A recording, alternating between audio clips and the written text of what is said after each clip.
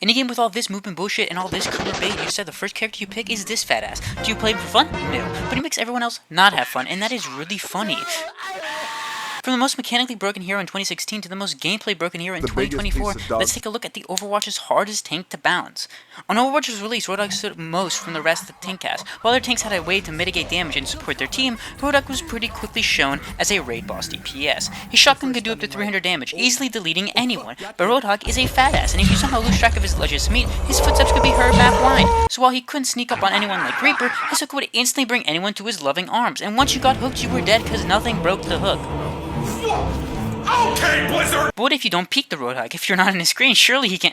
Okay, but what if you got something in front of you to... What the fuck? The hook had the buck size of a throwable semi-truck, which would allow you to hook people not even on your screen. If this was in the game nowadays, this would immediately be nerfed, but you gotta remember, this was 2016 Overwatch. Not only was the game way more casual, but there was also 20 other broken things that people complained about more. There was also his heal, which healed you for 300 HP, but forced you to stand still, and remember, there was no damage reduction. In modern days, this would be horrendous. Back in the day, nobody played support, and if they did, the healing was super low. This had made his healing very good, since this was a free mega every 8 seconds. His damage, even without the hook, was insane. He could two-shot most tanks, and since you got so much HP, it was very hard to punish you. The main downside of Hog is that it was an ult battery. Killing one Hog would basically give you full ult charge. Now, while other tanks also had this problem, they also had mitigation. Hog had no mitigation, so if you weren't hitting your hooks, you were not only a spectator, but you would also be getting rolled. Thing is, hook hitbox was massive. Hog was completely overpowered, and was quickly the most hated character in the game. Yes, other tanks were also just as broken, but they don't got this bullshit. In low elo lobbies, this problem escalated substantially since Hog is a pub stomper. In higher elo, only the best Hogs would be able to get more value than other tanks, but people in the router ranks just tossed their bodies into him. This made Hog one of the most hated characters in the game since, yeah, this is not fun. Now, Roadhog is another hero that we're making changes to, and specifically we're addressing the hook. He would get nerfed half a year later. Did he deserve it?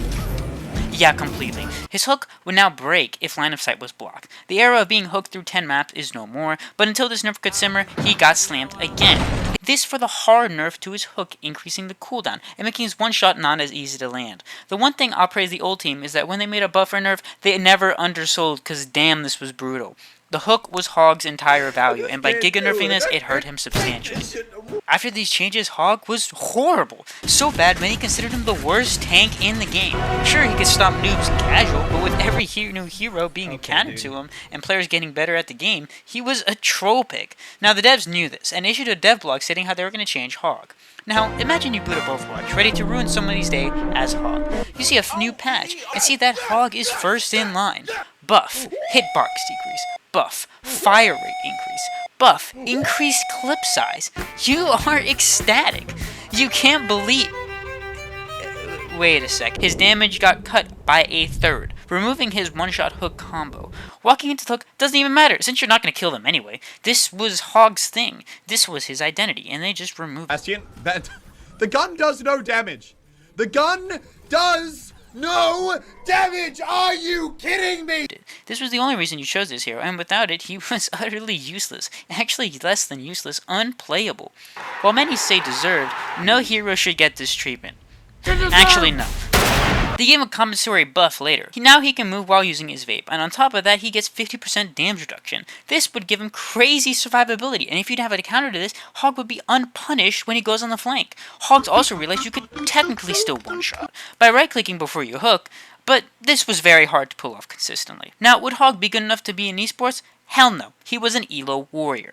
You played him because you didn't trust anybody else on your team, since he was one of the few heroes in the game to have self-healing. This was very good when one of your supports just aren't good, or two, if you even had a support.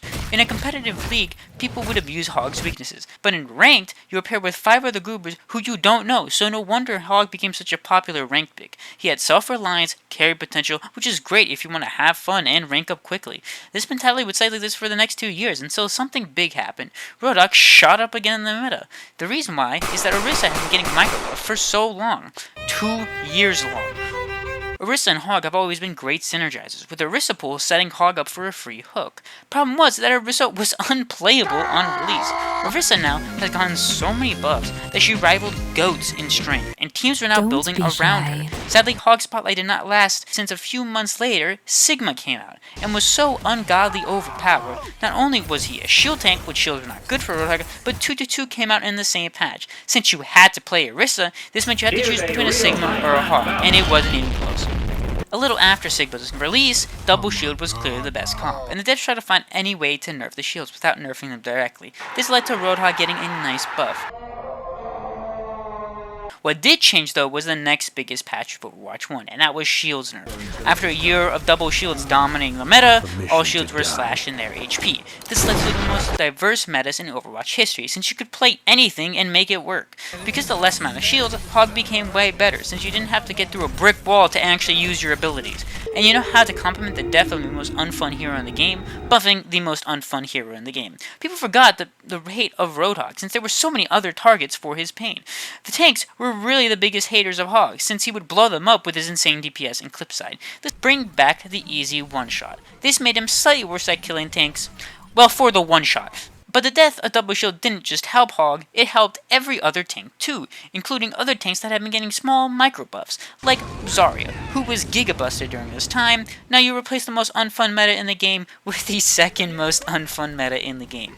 Hog's terror would come to a short end, being nerfed a month later, reverting his damage buff so the one-shot is worse, then again buffing the one-shot. After all of this, his one-shot was still super inconsistent. Some heroes you could one-shot, some you can't. Now, that doesn't seem that bad, but when you only bring one thing to the table and you are bad at it, that is almost certainly going to put a hero in a spot of only diehards are going to main him. Which is what I would say if priority passes weren't introduced. Priority passes were a way to combat the 1 hour long DPS queue times. All you had to do was flex queue, which meant tank queue. If you got a win, you got 3 passes, and losses granted 1, so just a few games of tank would let you get quick DPS queues. Now, Roadhog is not a tank, he is a DPS with 600 HP, and is by far the most selfish bastard in the entire game. On top of that, he was also the worst tank in the game, since the previous patches left him in a really bad spot, so now we got the DPS Hog player, who only queued for tank because he wants those passes, and does not care if he wins or loses, because it's a win regardless, since you get those succulent passes. Game is trash. I'll play with these people like him. People like him, I'll play with. This led to him having some of the highest pick rate and the lowest win rate in the game. Now, at this point, the game was dead. Only the janitor, who would come in every Sunday to do his monthly set of patch notes. Due to Hog's abysmally low win rate, they decided to give 2 buffs over the game's Crave cycle. They made him do more damage and give less ult charge. The extra damage helped him one-shot the smaller hitbox heroes, making his one-shot an insta-kill for all squishies again. The reduction in ult charge was also massive, yet nobody cared since you care about him one-shotting you, not the circle being slightly slower to fill. This made Hog into kind of a sleeper pick. A really good sleeper pick, since this was basically the Hog Zarya meta reborn. Because they don't feed their ult, they can just run around while healing. Now, I would like to say he got nerfed, but this is when Overwatch 1 died. For the PvE mode, that was surely to come out. Like, new cinematics, new everything. Oh shit, it's coming back, dude. Everything is coming back. But on the PvP side of things, there would only be one tank. Now, Hog is not a frontline tank. He goes on the flank, ruins the day of some mercenaries which deserve to get some of this, and runs away vaping. For tanks like Zarya and Hog, they greatly excel in one area would be outclassed by more generalist tank. Now, that makes sense on paper, until you realize that fire revive is way different. Basic control less, there's less mitigation, and there's a ton more healing. This not only means there are more off angles, but also means ability to land more, and on top of one-shots being much stronger for the healing crew. And while a range one-shot is strong, he still has hard counters. He's an ultimate battery, and all his stuff can be cancelled with stuns. So as long as that doesn't change, Overwatch 2 tanks now have an ult charge reduction. Additionally, his ultimate is no longer cancelable, and you can use abilities in it. What the fuck? And how did he fare? To most players at the time, he was terrible. Obviously, used up Zarya didn't help, but the lack of a frontline was a major downside, and OG players had trouble playing with a Hog. Roadhog.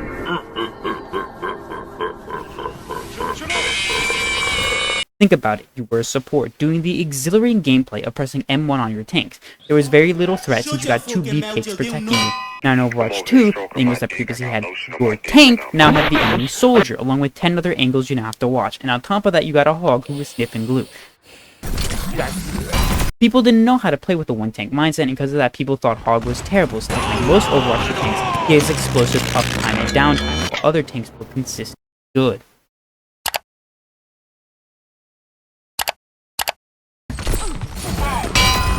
This glue just smells great, man. But he wasn't, and that would be really apparent in Season 2, where with no buffs, he went from bottom 3 tanks to the best tank in the game. Now sure, there were meta shifts, but let's be real here, he was broken the entire time, and the only reason he was considered bad was because people just were all bad. Roadhog had it all. Tank busting, threat of one-shots, insane survivability. Even with Orisa being the second best tank, being a hard counter to Hog, he was still insanely overpowered. Yet my boy did not last long since he got slammed by removing the one-shot, basically bringing back down to the trash can state all the years prior. Yeah, sure, you can one-shot Soldier, but a lot of the smaller hitbox heroes and all the high HP DPS heroes are off the table without pre-shooting, which actually mattered.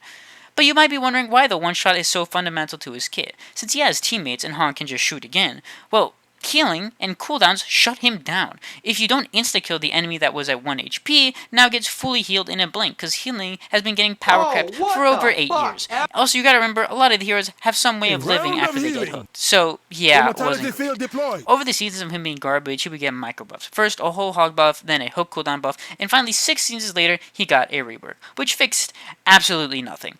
The best change was now his heal was on a resource, so if you got stunned out of it, you aren't instantly dead. Is this broken? Yes. Does no fight his biggest weakness? They also added a trap, which activated when an enemy stepped on it, slowing them down and doing damage. This came at the cost of replacing one of his tools, so his delayed shot got scrapped in favor of combining his primary and secondary fire. Now the heal change was great since it helped his worst matchup against stuns, and worsened his best matchups since it lowered the damage reduction to 30%. What is not great is this trap. Hog was already an insane tank buster, and the trap just exemplified that. But you might be thinking, doesn't this help one-shot squishies? Yeah, if the primary fire didn't change. As long as you walk into the hook, you will one-shot every squishy. In Season 3, when the rework process started, he would absolutely game-breakingly overpowered. But since all heroes have been getting power crept to oblivion, he was just average, until you realize they've been hyping this rework up for a year, and they didn't want it to suck. So, they Giga buffed him 2 days later. And they elected to stop a broken, overpowered tank from Serious the game. right now, bro? Going so soon?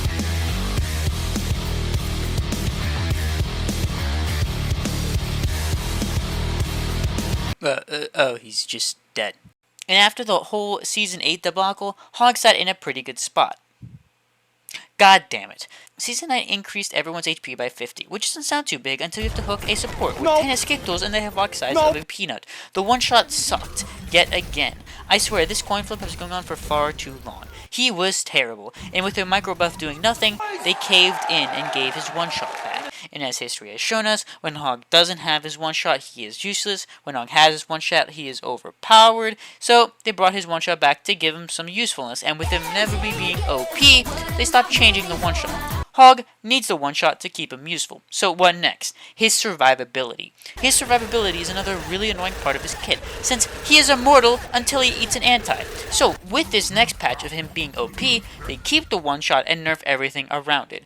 Whole Hog got a nerf since it was just an insta-won the tank trade, but then it just became useless. And on top of that, his heal got nerfed, making him more punishable, which was going to be needed if he kept his one-shot. But I guess the devs underestimated how good the one-shot truly is and got another nerf to his tankiness. This truly put the big guy out of the meta, and well, yeah, he deserved it. Hog has always been notoriously unfun for both teams, all the way from one-shotting people around corners in 2016, and after flip-flopping it 10 times, he still one-shots people today.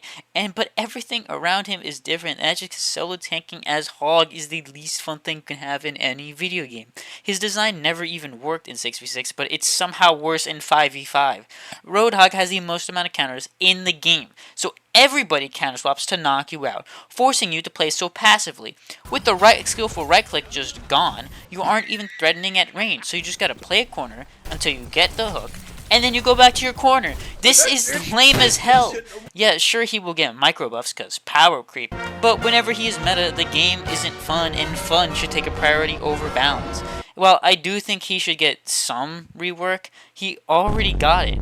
It's Junker Queen. So it's fine if he's terrible. He is a design that has failed. Yo, what's up, dude? You ready for the new supply? Yes. Don't worry, there's a first time for everything. What are we going to do? The kids can see Whole Hog. What the? Wait a second.